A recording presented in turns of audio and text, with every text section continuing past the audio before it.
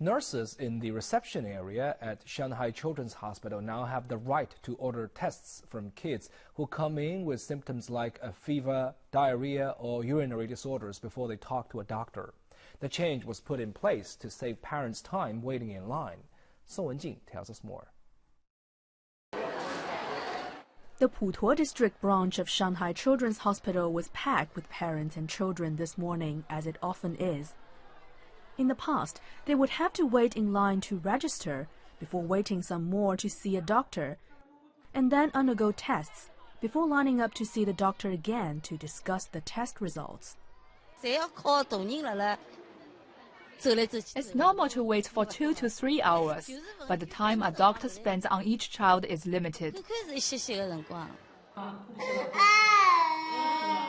But Gao Mei and her daughter had a little different experience today.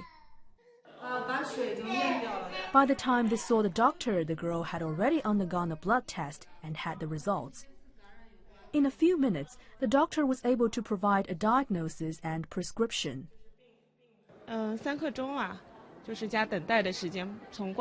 whole process took me about 45 minutes, including the waiting time. I think it's quite efficient. I knew about the service through the hospital's official WeChat account. I don't have to wait until a doctor prescribes blood tests.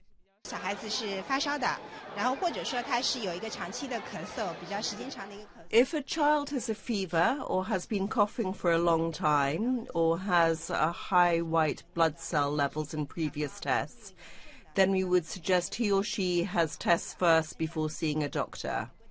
We make suggestions based on our experience. It's up to the parents to decide. The hospital has also introduced the practice to its downtown branch in Jing'an district. Tang says it will save parents 20 to 30 minutes on average.